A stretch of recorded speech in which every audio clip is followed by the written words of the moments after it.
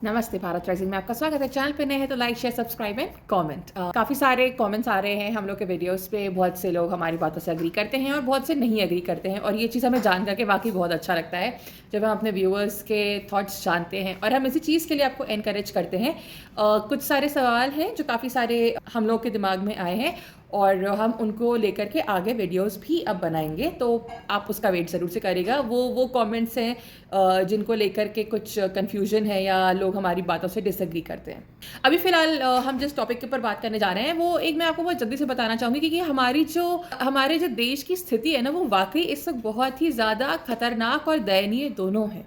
क्यों मैं ऐसा बोलती हूँ? इसके लिए बोलती हूँ क्योंकि आप समझ लीजिए, अगर खालिस्तान सपोर्टर्स और क्रिमिनल्स घुसपैठिए आपके देश में पॉलिटिक्स में हिस्सा ले सकते हैं, जीत सकते हैं, तब आप समझ लीजिए कि आपकी देश की इंटेग्रिटी पे, उसकी सिक्योरिटी पे कितना बड़ा एक सवाल उठता है।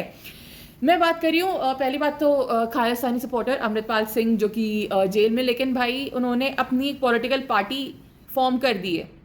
अब आप समझिए कि अगर क्रिमिनल्स जो जेल में हैं वो अगर पॉलिटिक्स में आ सकते हैं, पॉलिटिकल पार्टी फॉर्म करेंगे, तो उनका उद्देश्य क्या होगा? पहली बात तो ये। अब सारे क्रिमिनल्स को तो मैं नहीं बोल रही हूँ, क्योंकि कुछ हो सकता है कि सुधर जाएं और वाकई में अच्छा काम करें, लेकिन यहाँ पे हम बात कर रहे हैं ऐसे लोगों की जो कि हमारे देश के हित में नहीं है, ओपनली नहीं है। और दूसरी तरफ हमें जानते हुए ये सरप्राइज नहीं होना चाहिए कि ममता बनर्जी की जो पार्टी है टीएमसी, उनमें से एक इलेक्टेड रिप्रेजेंटेटिव वो हैं जो कि बांग्लादेश से घुसपैठियां हैं। तो आप समझ सकते हैं कि हमारे इस देश में पॉलिटिक्स किस लेवल तक पहुंच चुकी है कि लोग वोट बैंक के लिए, अपने मतों के लिए, अपने उन लोगों के लिए, उन चुनिंदा कौमों के लिए जिनसे उनको वो वोट्स चाहिए, वो किस हद तक के जा सकते हैं। और सबसे बड़ी बात यह है कि इसके ऊपर कोई भी कंट्रोल या रिस्ट्रिक्शन आज तक क्यों नहीं है? क्यों ये सब? पहली बात तो ये चीज़ें अलाउ हो रही हैं। अगर ये लूप होल है तो इसको सबसे पहले बंद करना चाहिए, क्योंकि ये तो हम लोगों के लिए, सबके लिए बहुत ही खतरनाक बात हो सकती है।